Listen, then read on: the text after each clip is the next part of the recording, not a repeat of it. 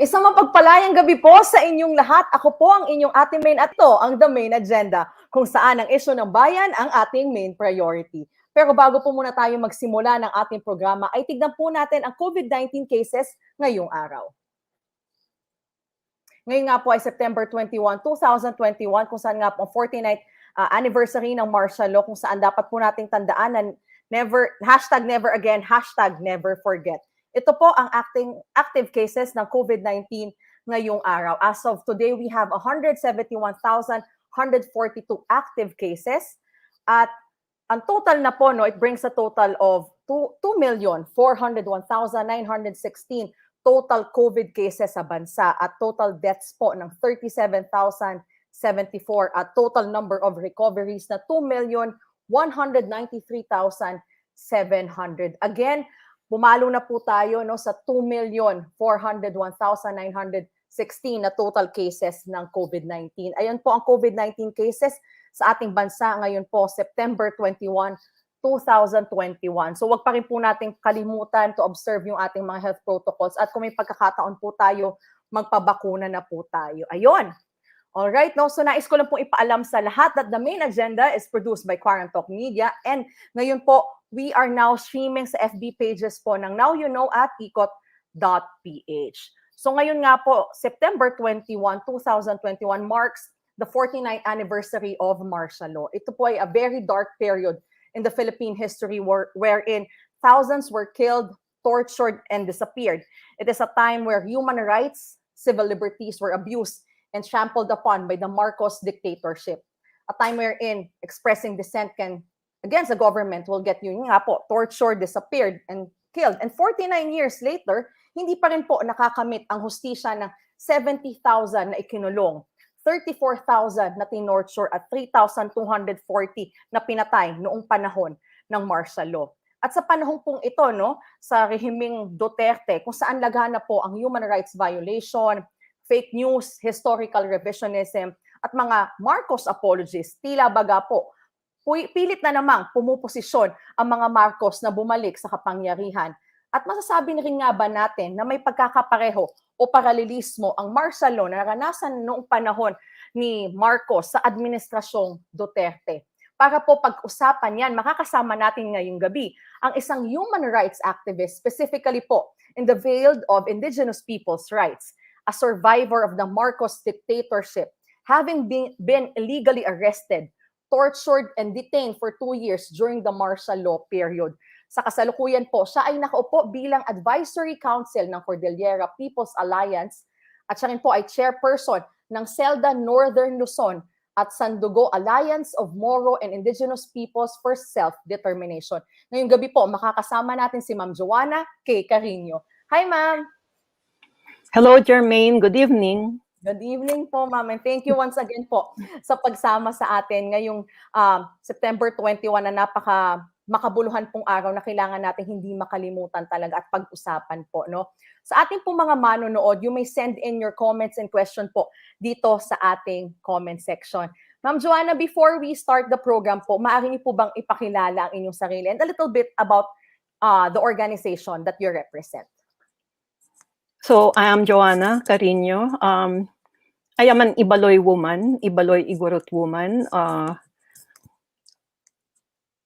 here in Baguio City, Cordillera region. And I am already a senior citizen, as you can see. I stopped dyeing my hair with the pandemic.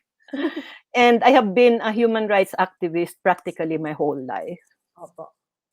Ayun. All right. So, it is actually a message, Ma'am Joanna, sabi ko nga po, it is definitely an honor to interview her, someone who has been fighting for human rights and for the rights of the Filipino people for a very long time. And it's very nice po na nakasama natin si Ma'am Joanna ngayon para marinig natin yung kanilang naging karanasan noong martial law para hindi na ito maulit at patuloy natin ipaglaban ng ating mga karapatan. So, Ma'am Joanna, simulan natin yung kwentuhan.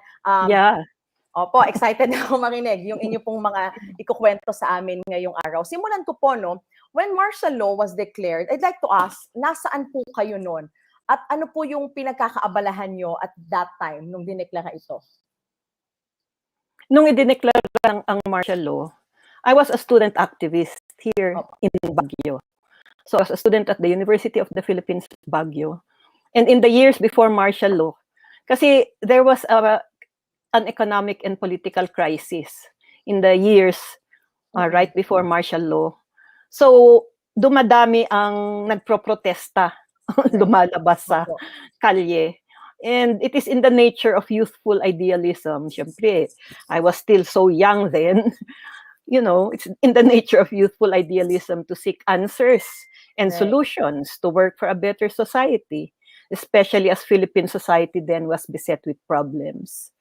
And therefore, at that time, right before martial law, the Filipino youth came out in their thousands, tens of thousands, demanding system change. I was among them Those then students po. as a young student at UP Baguio. Opo. Pero also, to bring it to a wider context, there are 8 of us siblings in the family. And at that time, previous to martial law, 5 of us, the 5 eldest in the family, were already activists. Even Opo. before martial law. Yes. Opo. So talaga pong you can say talaga na even yung nga, the declaration of martial law ay prior to that, madami na po talaga mga hindi kaaya-ayang nagaganap. Kaya ang dami ng mga estudyante po talaga ang lumabas para mag-alsa, no, and express their dissent sa rehimeng Marcos at that time. Ma'am Joanna, that time, nung the martial law was declared, what was your first and initial reaction? You know, 1 year before martial law was declared, the writ of habeas corpus was suspended. He had suspended the writ of habeas corpus in August of 1971. And during the suspension of the writ of the habeas corpus, there were already activists who were, some were disappeared, but some were already imprisoned. And my younger sister, Georgie, she had just graduated from Philippine Science High School then. She was among 4 activists here in Baguio who suddenly did not arrive home that night.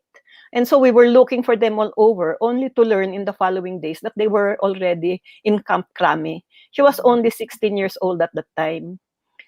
So actually, the suspension of the writ of habeas corpus was already, kumbaga, a preparation for the later suspension of martial law. And therefore, actually, sa mga aktivista noon, parang sinasabi na nga martial law is coming, martial law is coming. Kasi if you will remember, the Plaza Miranda bombing, na pinagsasabi, ginawa daw ng komunista, tapos na-ambush si Enrile, na sinasabi uli, ginawa na. So, the political crisis was coming to a head. The opposition, the political opposition to Marcos, really were going to replace him. Tapos binomba nga yung Plaza Miranda. But it was also so clear that he wanted to stay in power. But he could not do that legally. He could only do that if he would declare martial law. No? So, which he did. So, when martial law was suspended, ni-raid nila yung mga opisina, yung mga headquarters ng mga aktivista, yung mga bahay, yung mga eskwelahan, ganyan. Pinaghahanap nila yung mga aktivista. And there were mass arrests, actually. Pero shortly before martial law, some military men, I think, called up our father, my dad, telling him, ilamang man dagita anak mo, or that's in Ilocano, you'd better hide your children because martial law is coming, because nga there were so many of us activists in the family, and actually our house then was like a headquarters for activists in Baguio. No? People were there, were sleeping there, were meeting there, and therefore we had to look for places to hide, or no, to keep ourselves safe, so that we would not be included in the mass arrests. No? And therefore, in the initial dragnet of mass arrests, and here in Baguio, ang dami-dami talaga, punong-puno yung Camp Allen at saka yung Camp Dangwa. there was no place to put them, and therefore they had to put parachutes because they were out in the open air. So there were mass arrests, pero kaming mga magkakapatid, hindi kami nasama in the first round of mass arrests because and not only us, also some, you had to be prepared, you had to have a place where you could sidestep or leave the place and try to do some work elsewhere, etc. But of course, marami talaga ang naaresto. And then, in fact, some of the activists here in Baguio, naaresto sila, then for a few months, and then na-release sila. And then mamaya, gumagawa na naman ng manifesto, dinidistribute na naman sa Baguio Cathedral, di ma-aresto ulit. You know, there are some activists here who are arrested twice or 3 times, even 4 times, no? Ganyan yung nangyari noon. Pero we knew that martial law was coming. No, I mean, we knew that martial law was coming. It was really, I mean, you could see the signs. We knew it was coming. We knew there would be mass arrest. We just did not know how bad it would be. But we knew that activists had to prepare to adjust to a difficult situation, had to be ready to sacrifice, and had to prepare for hard struggle. Opo. Ma'am, ang talagang napakatingkad po dun sa sinabi nyo na despite the fact that you knew that martial law was coming, hindi kayo natakot. Kahit kayo in a safe place, tuloy-tuloy yung trabaho. Nabanggit nyo nga po na ilang mga aktivista, 2-3 beses na naaresto, pero hindi sila natatakot. Ano po kaya yung nagpapaalab doon sa puso nyo at sa inyong kagustuhan na ipatuloy yung paglaban? Kasi actually, at that time, previous to martial law, there were activist headquarters, and we would be having education on the ills of Philippine society. But not only that type of education, activists were actually developing a value system. What were the slogans? Paglingkuran ang sambayanan. Serve the people. So parang ito yung nade-develop, no, na value system. So there is a value system that was being developed among the activists through the process of your pagpapanday, kumbaga. You go to the picket lines, you see the state of the workers. We went to the barricades of the market vendors because they were going to be demolished, etc. And then you may have come from comfortable homes, but there was this program of basic masses integration where you went and lived with the underprivileged and the marginalized to learn that situation. And naikintal actually yung paglingkuran ang sambayanan. Serve the people. Serve the people. Napakaganda po na sinabi niyo, ma'am, na talagang tagos sa puso po. At sana yung mga manonood, no, kumintal din sa kanila yung sinabi niyo po na patuloy natin paglingkuran yung bayan. Ma'am, you mentioned na marami po during the basic mass integration that you did, maraming mga naghihirap. Nais ko pong idikit ito doon sa katanungan ko na, sabi po kasi nila, nung panahon ng martial law, napakaganda, panahon ng Marcos, walang naghihirap. Ano pong masasabi? Ay, hindi yan totoo. Siyempre, hindi naman yan totoo. In fact, the figures for the data for poverty during the martial law regime was 49%. No?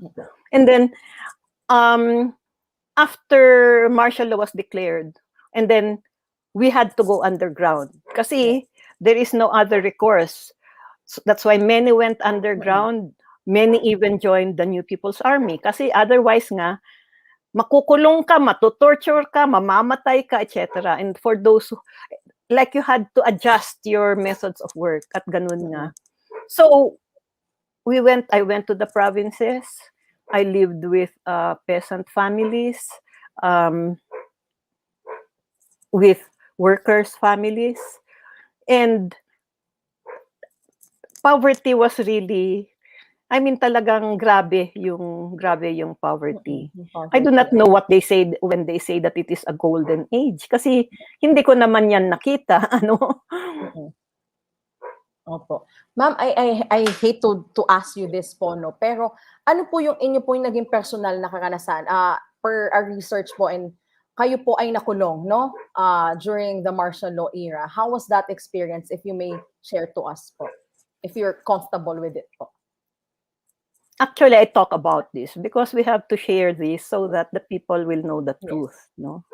So, in June of 1974, the room where my younger sister Georgie, she was the one who was detained nung suspension of the writ of habeas corpus. So we were together. And the room that we were staying in was raided midnight ng gabi. Biglang katok-katok ganyan, we were raided. Tapos ang dami nilang military, kakatakot. And so they started, slapping us, beating us around, And then, like, I had to be already preparing myself. I think, my God, they can kill us, they can rape us, etc. Ganyan. Anything can happen. And then, they took us. Kasi this was in Pangasinan, eh. And then, they took us to somewhere near, I think, Lingayen Beach, because there was, what do you call that ba? Yung kiosk, a concrete kiosk. So they were questioning us and, of course, harassing us and, slapping us. And then they took us to a safe house. And this is where it's very dangerous, because that's where they do the torture, actually, in the safe house. And the torture that we suffered was electric shock, the main form. They would put wires here in your thumbs and in your big toes. Actually, for the men, they would put it in their penis, and for some women, they would put it in their nipples. But for us, they did it in our thumbs and big toes. Then there's a crank, which they will, it's like a crank, and the more they do that, then the voltage will shoot throughout your whole body, and you're really, writhing in pain like that, screaming, and in sweating and everything. And they would do that to my sister and have me watch. Then they would do that to me and have my sister watch. And we were in that safe house for, we don't even know how many days, 2 or 3 days. They wouldn't let us, we could hardly sleep. They would not let us sleep. And then, after that torture in the safe house, we were finally committed after 2 or 3 days to the detention center in Campo Olivas. So when you are committed to a detention center, parang dokumentado ka na, kumbaga, you're listed somewhere, ganun. Because while you're in a safe house, like, nobody knows where you are or what's being done to you or whatever. And then when we were already in Camp Olivas, we weren't put in the detention center. We were kept in a room in the intelligence office. My sister and I kept in a room in the intelligence office. And then when we went to the detention center, you're supposed to undergo a physical exam. So we went to they were brought. So we were showing the doctor, you look at the burn marks here, kasi andyan pa naman kung saan here. But they wouldn't look, they would just sign you as in good health or something like that. But shortly after that, I got sick with hepatitis something, which I really think was due to, to the wires and to the torture,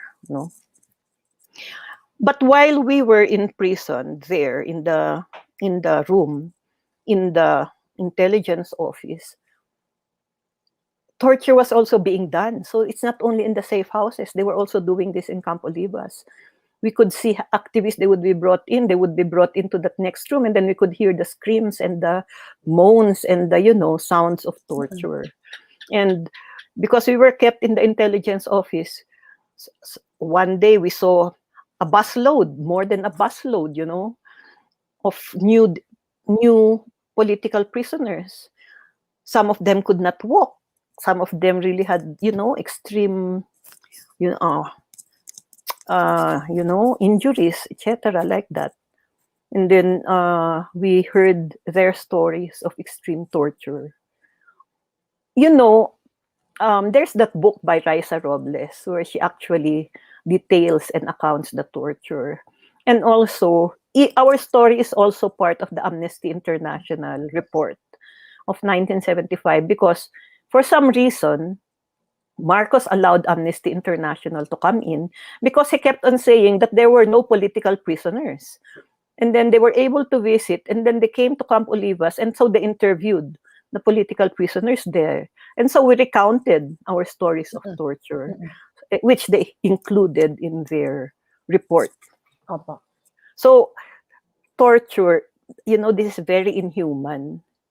Kasi what it intends to do is to make you lose all self-confidence, make you lose your, just to dehumanize you. That is what torture does.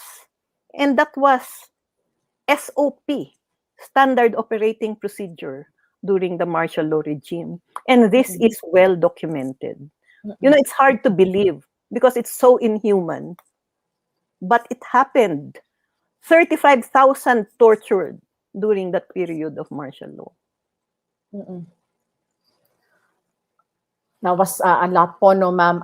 Thank you for sharing that to us. At sana po magbukas yung isipan, no, nung ating mga taong hindi pa rin naniniwala. Nagkaroon ng ganitong klaseng pangyayari ng torture nung panahon ng martial law. Hindi po ito imbento lang. So punta po tayo, ma'am, no, sa dami po kasi ngayon ng napakaraming mga Marcos apologists, historical revisionism, binabago nila yung nakatibo despite, no, the fact na well-documented. Sa tingin niyo po ba, bakit po nagkakaroon ng paglaganap ng ganitong klaseng pag-iisip? Yung isa dyan, ginagamit ang pera. Pera for what? For building a troll army. In fact, did you see that news story? Was it Esquire magazine or whatever? Bongbong Marcos had commissioned this Cambridge Analytica po, ma'am. Yeah, that Cambridge Analytica, di ba? Yes po. To rebrand Yes. the family and martial law. But that was going to be very expensive kasi ginagawa pala ng trolls. This was reported in Esquire magazine. History is being rewritten before our very eyes. Yes. Kasi yung trolls, they were even editing Wikipedia. Especially in the months leading up to the burial of Marcos sa libingan ng mga bayani, no? So he had to be a bayani, etc. And so, yan, they were actually doing editing in Wikipedia. How many edits were done there? And then not only that, they would set up so many accounts where they would put all of this one-sided listing of the achievements, mga kalsada, cultural center, etc. The exchange rate, mga ganun, one-sided. Na hindi naman sinasabi yung torture, human rights violations, yung poverty, yung lumobo ang foreign debt. Dito lumobo ang foreign debt. Dito din nagsimula ang labor export policy when Filipinos became the main export, overseas contract workers. Pero hindi sinasabi na $10 billion ang ninakaw sa kaban ng bayan. No? So, ginagamit ang pera which from the ill-gotten wealth to hire a troll army and to hire, like something like Cambridge Analytics, precisely to refurbish the image, to rebrand the dictatorship, to make it acceptable. Not only that, to make it sound positive. So talagang yun yung historical revisionism. Tapos ginagamit talaga nila ang trolls at saka ang social media. We should not allow this to happen. Yun nga po, I'm about to ask po, no, how do we put a stop to this? Yung isa kasing malaking problema, hindi pa kasi nai-include sa curriculum Yes. at naituturo sa school ang katotohanan tungkol sa martial law. Right. I mean, human rights and martial law and the reality, kasi this is naman very well documented. It's not as if nga gawa-gawang kwento lang ito. This is documented, but it is not being taught in the schools. And therefore, di ba, yung mga millennials, wala naman silang kaalam-alam sa martial law. Tapos, andyan sila sa social media. Tapos, nakikita na nila all of the positive, kasi ang dami-daming accounts ng mga troll army. All of the, pag kinakalat nila na ganito yung martial law, etc., etc. And therefore, kasi andyan sila sa social media, naniniwala naman na sila. Last night, on an aside, I was also invited for an online talk show. Pero this is with young people, millennials talaga, young people. Parang Philippine Scouts, amateur. Anyway, I was really surprised kasi they're so young. And then to start with, they were asked, what do you think of martial law? My goodness, so many of them really said, maganda, kasi may disiplina, maraming kalsada, infrastructure. Saan nila yun nakuha? Talagang yan yung ikinakalat ng troll army. Kailangan po talaga ma'am, parang ng edukasyon, isama sa curriculum natin, Yes. yung tunay na nangyari noong panahon ng martial law.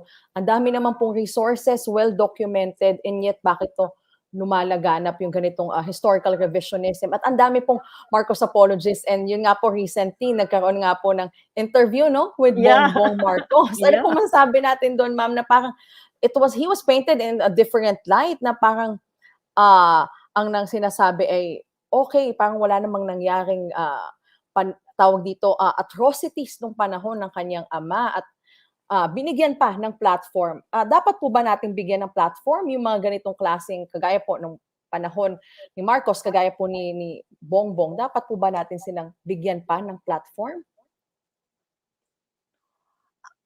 Yung mahirap, the powerful can always find the platform. Di ba? Kaya lang, precisely, if we look naman at yung naging reaction diyan sa interview na yan, precisely, it's just a one-sided presentation. And syempre, from their point of view, for a political agenda. Kasi clear naman that that's part already ng plano niyang magbalik sa Malacanang, ganyan.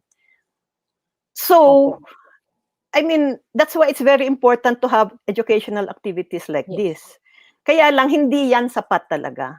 It has to be institutionalized in the curriculum. Right. Kasi habang hindi yan itinuturo sa eskwelahan, talagang the young people, the millennials, where will they learn about martial law? Social media lang po, no? Exactly. Social media, naandyan nga yung troll army. So, talagang it has to be institutionalized. Ngayon, this is so funny in the Philippines, di ba? Kasi, may batas nga di ba? There was that Republic Act which recognized the victims of martial law and which even gave indemnification to the victims of Marcos martial law. Ganyan.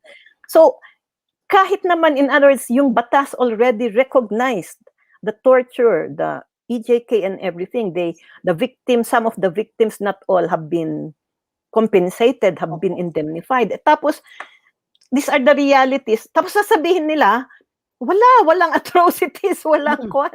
Para bang they are just lying through their teeth. Yan pa yung masama kasi no apologies at all. They have never apologized to the Filipino people for these atrocities. Yes, up to now. Up to now. Ma'am Joanna, nais ko pong malaman din, sa tingin niyo po ba may pagkakapareho or may paralelismo sa nangyari noong panahon ng martial law under Marcos at itong kasalukuyang rehimeng Duterte, given nga po yung mga blatant attacks on human rights defenders at sa dami na rin po na pinatay ng mga nasa vulnerable sector at mga patuloy na lumalaban para sa karapatan? For martial law survivors like myself, I have a feeling of deja vu, no? Deja vu. Nakita ko na ito noon. Bakit nangyayari uli ngayon? Ano? Then, I was a victim of torture, illegal detention. Now, I am a victim of trumped-up charges, red tagging. Opo. Then, extrajudicial killings, enforced disappearances, thousands of political prisoners, evacuation. Now, the same extrajudicial killings, bakwit, enforced disappearances. Deja vu. It's really deja vu. I seem to have seen this all before then, but it is again happening now. Unfortunately po. Unfortunately, yes. It's happening again po. Ma'am, ano pong sabi nyo nga po, no? It's happening again. At isa na naman happening again ay mukhang tatakbo po at pumuposisyon na naman ang mga Marcos to gain power again. Si Sandro Marcos, yung apo ng diktador na si Ferdinand Marcos ay tatakbo sa Ilocos bilang kongresista. Si Bongbong ay nagdeklara po na tatakbo bilang Pangulo. Ano pong masasabi natin dito, kayo po bilang biktima ng martial law? At ano po yung masasabi natin at mapapayo natin sa mga manonood na ano po bang dapat natin gawin? How do we not allow them at yun nga po, ano pong dapat nating gawin para for them not to regain power again? I am part of Karma, the campaign against the return of the Marcoses to Malacanang and martial law. And therefore, we really have to campaign against the return of the Marcoses to Malacanang and martial law. No? It's clear that yun nga, he has already announced that he would run for the presidency. And then si Duterte naman is announcing that he will run for the vice presidency. I mean, we have to say no to Marcos and Duterte in 2022. People say one should not transfer the sins of the father unto the son. Diba? Yan yung sinasabi nila actually. Kaya lang, mahirap yun, that it was only Marcos. It was nga a conjugal dictatorship. It was not only a conjugal dictatorship. It was a family dictatorship. Si Jaime Marcos then was head of Kabataang Barangay.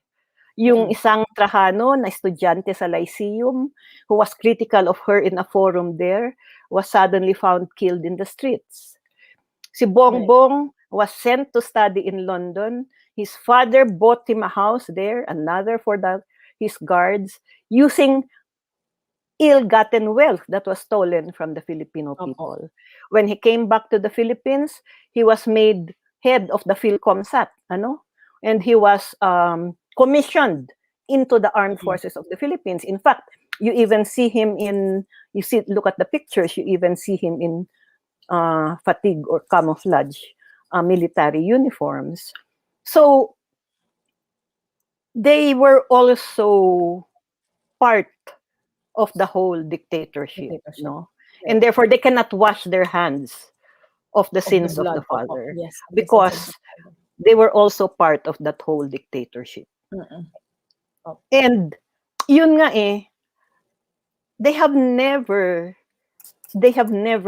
apologized. They have never acknowledged all of these crimes against the Filipino people. Ang sama-sama niyan. And therefore, we really have to educate. We really have to continue educating the people and manawagan tayo talaga na no to Marcos Duterte in 2022. And baka importante din na manawagan tayo sa kabataan. Kasi actually, isang major venue ngayon is really social media. So, they have a troll army na bayaran. Tayong mga aktivista, lalo na kayong mga kabataang aktivista na marunong naman dyan sa social media, we also have to build our own troll army para sabayan at mag-tit for tat talaga dyan sa lahat na sinungaling at fake news na ikinakalat sa social media. Tawagin po natin, Ma'am Joanna, na Truth Army naman tayo, di ba? Oo, Truth Yes, Army naman, Truth yeah. Army. Truth Army versus the Troll Troll Army. Army, Yeah, yes. Opo. we have Kailangan to natin build that. We have to build Opo. that. Education based on facts and evidence-based po talaga dapat, no? Which is ang dami nga ulit, no, na sources naman na available natin, no? Kailangan lang talaga na hamigin natin yung mga iba pa na hindi naniniwala dito at medyo may doubt pa. Kailangan natin silang i-educate. Magbasa lang po muna tayo, Ma'am Joanna, ng ilan pong comments mula po sa ating mga manonood. Simulan po natin kay Junjun JDT. Sabi niya, never ever again, talaga may ever, never ever again to martial law. Mula naman po sa CHD, CBHP, no to historical revisionism. Marcos, no hero, never again. May isa rin po tayong comment mula nga po sa Karma. Basahin po muna natin yung isang comment po from Karma. Ang sabi nga po ay hashtag no Duterte Marcos 2022. At meron po tayong katanungan po, Ma'am Joanna, no? Mula po kay Nika Rivera. Ang tanong po ni Nika ay, how do we fight the disinformation? Papaano po itatawid yung katotohanan sa mga taong hindi nire-recognize yung mga nangyaring atrocities noong martial law? Kasi madalas na nga pong nakakapagod na mag-engage sa kanila dahil sarado na yung isipan. Despite po the continuous education, paano kaya natin sila yun nga maitatawid at maihahamig doon sa katotohanan? Thank you, Nika, for the question. Yeah, it's really quite difficult. But I think education is really the key. But it cannot only be informal education through, venues like these fora. It has to be institutionalized in the official curriculum. And therefore, we really have to campaign to the Department of Education history teachers, this is what UP, or the Museum of Ateneo, this is what they're trying to do. We have to develop the curriculum on human rights and martial law, and it has to be institutionalized in the educational system. So that talagang maituro sa mamamayan. And therefore, that's not easy to do. What with an educational system that is under the control of, the present dispensation na kanyang idolo, he said, is Marcos. Pero we should persist in trying to have this institutionalized in the educational system, while we also persist in using all avenues, all venues, all fora. Kaya nga kahit ang tanda-tanda ko na, I am willing to speak na nga sa iba't ibang tipo ng events and occasion. Like this past week alone, ang dami-dami ko ng activities na dinaluhan. So we also have to use all of this. But really, it has to be institutionalized in the educational system. Pero very important yung kanina. Let us all make ourselves a truth army to counter the troll army that is spreading all of this disinformation, lies, and historical revisionism. Opo. Ma'am Joanna, may ilan pa po tayong tanong. However, sa ibang post po kasi siya lumabas. I'll read it to you na lang po. No? May tanong po si Gat Bautista. Ang tanong niya po, have you ever met a revisionist in person? And how did the conversation go? I have spoken in some fora where, meron din magsasalitang apologist, ganyan. Kaya lang, ang sinasabi ko kasi tuwiran kong karanasan. Saksi ako. Tuwiran kong karanasan. My torture, I am a survivor. And therefore, and also, halimbawa, in the presentations, because it's very well documented. There are books, there are things. So, whenever I make a presentation, it's well documented. So, mahirap naman nilang nagsisinungaling ako. No? So, in other words, I have actually been in fora where merong Marcos apologists. Pero they cannot say, I am a liar and so I win. Truth, no, shall prevail po talaga. Yes, truth shall prevail. Opo. Yun po. May ilan din po tayong comment po dito mula po kay Maureen. Mukhang nanonood po siya over our YouTube channel. Sabi niya po, share ko lang po na na-open po sa martial law ang friend ko after watching Liway, yung movie po about kay Cecile or banda po, no? Siya po yung si Commander Liway, opo. Mayroon din po tayong comment po mula naman po kay David Dayaw. Comment po and tanong, no? Sabi niya po, pagbibigay pugay sa mga lumaban kontra sa paniniil sa ilalim ng diktatoryang Marcos. Ang tanong niya po, Ma'am Joanna, maaari po ba kayong mag-share a brief, no? Kwento lang po tungkol sa mga kapatid natin IPs po noong panahon ng martial law. Yung yes. po nila. Yes. Oo, meron akong kwento dyan eh. One day in Camp Olivas, biglang merong dumating na truck ng mga new detainees. Tapos yung iba sa kanila, naka-G-string lang, nakabahag. Tapos ang dami-dami sila. There was even no space for them. They were just crowded there in the, inside the fence of the detention center. So, tanong namin, bakit? What are these Igorots here for? Tapos ang sabi, they were protesting and resisting the Chico Dams. Yes. Kasi nung panahon ng martial law, yung isang flagship project ng diktador, magtayo ng 4 na mega dams across this Chico River through Mountain Province and Kalinga, 4, which would actually displace so many indigenous communities, mga katutubo, from their ancestral lands. Dito naman sa kabilang probinsya ng Abra, binigay naman ni Marcos yung 200,000 hectares of ancestral forest sa kanyang crony na sa Herminio de Sini for a logging and paper pulp concession. Nag-alsa ang mga katutubo. They used their traditional socio-political institution, the Peace Pact or Budong. They built unity across all of those villages that would be affected by the Chico River.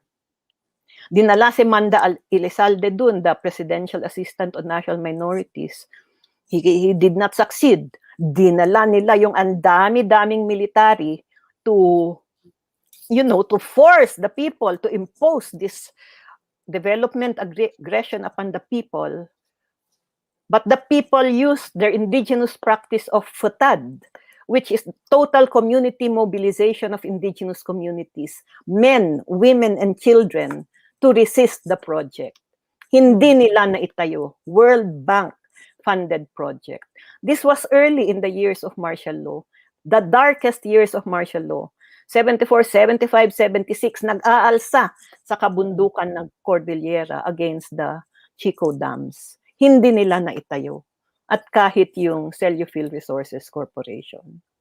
That was indigenous people's power, stop development aggression before people power sa EDSA ay pinatalsik ang diktador.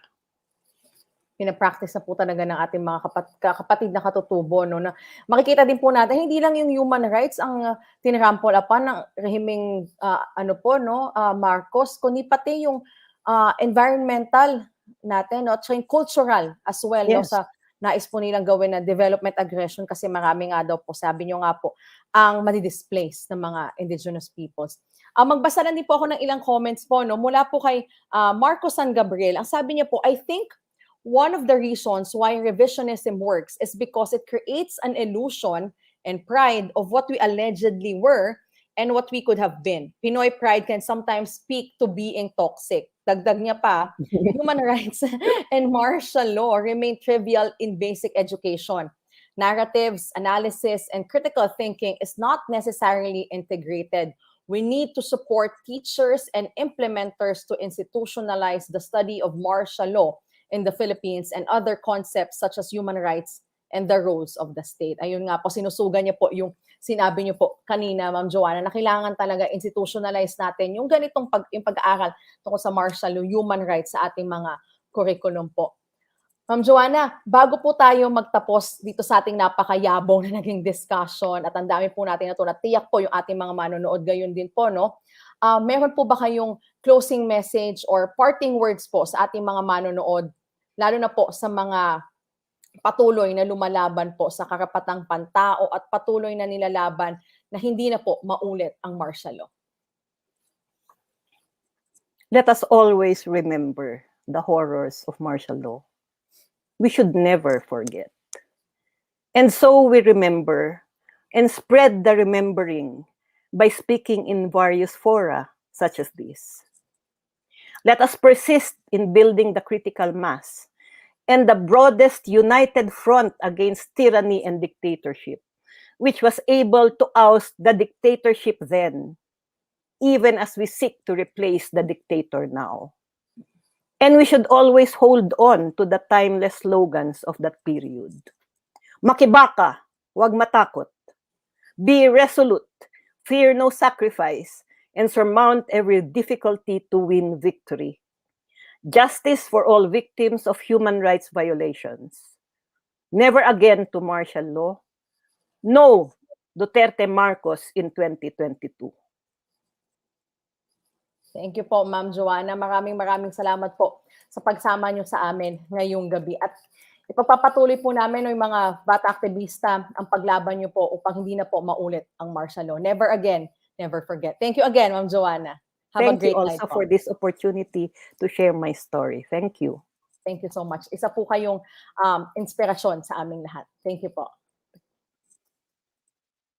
Yun nga po, no, nakasama nga po natin ngayong gabi po si Ma'am Joanna Cariño ng Cordillera People's Alliance at isa nga din pong martial law survivor kung saan nga po siya itinorture at nakulong ng 2 taon. Sa maganda po nating usapan, no, na almost 1 hour po with Ma'am Joanna, nalaman po natin yung mga atrocities na naranasan niya. At hindi lamang po siya, pati rin po yung kanyang mga kapatid, yung mga kasama nila sa kilusan. At hindi po joke ito, no, hindi siya imahinasyon, yung mga naging ginawang pagpatay, pagtorture sa mga lumalaban against sa dictatorship ng Marcos. At makikita po natin na despite the fact na it is well documented, patuloy pa rin po ang paglaganap ng historical revisionism at yung patuloy na pagkakaroon ng maraming Marcos apologies. At nakita nga din po natin na pumuposisyon na naman ang mga Marcos dito sa ating gobyerno, nais na naman nila to regain power at eventually maging presidente na naman po. Ito yung ninanais ngayon ni Bongbong. So ano nga ba ang dapat nating gawin? Nabanggit po natin ito kanina with Ma'am Joanna. No? We build a truth army. Labanan natin yung kasinungalingan na ginagawa ng mga troll army. Maging aware tayo, maging mulat, ipaglaban natin ang katotohanan. Pag hindi nga po natin inalala ang nakaraan, we tend to repeat it. So, kailangan po natin na hamigin yung mga taong hindi naniniwala sa naging atrocity sa martial law. We educate them. Ipakita po natin ang maaaring mangyari kung hahayaan natin na itong rehimeng Duterte ay maging kagaya na naman ng rehimen Marcos kung saan madaming pinatay. Na ngayon nga din po ay nangyayari na maraming pinatay, tinorture at nawawala. Huwag po natin kakalimutan ang horrors nga ng martial law na sinabi po ni Ma'am Joanna. We should never forget para never na rin pong mangyari ang martial law sa ating bansa. Yun nga po, no, maraming salamat po sa ating naging usapan ngayong gabing ito at pinapasalamatan po ulit natin si Ma'am Joanna for joining us. Pero bago po tayo tuluyang magpaalam, ay gusto namin kayong anyayahan na samahan kami dito sa Quarant Talk Media for the whole week para po sa aming mga programa. Okay, so every Mondays po, okay, hold on. Medyo meron na po tayong technical difficulties, no? So anyways, every Tuesday naman po, the Maine Agenda, magbabalik na po tayo every 9 p.m., no? And then we still have QT Earth with Rodney Galicia at 9 p.m. Every Thursdays naman po, 9 p.m. po, Throwback Kasaysayan with Professor Gio Giang. And every Fridays naman po ay yung ating SDG Tambayan with 2030 Youth Force. And meron pa rin po tayong mga new shows. I-check out nyo lang po ang ating social media channels dito po sa Quarant Talk Media. Muli ako po ang inyong Ate Maine, and you may follow me on my social media accounts. For Facebook, it's Germaine Jalandoni de Ruña. For Instagram, and it's at Germaine Jalandoni de Ruña. And on Twitter, it's at Germaine J. de Ruña. So you may reach me po on those accounts, and feel free po to suggest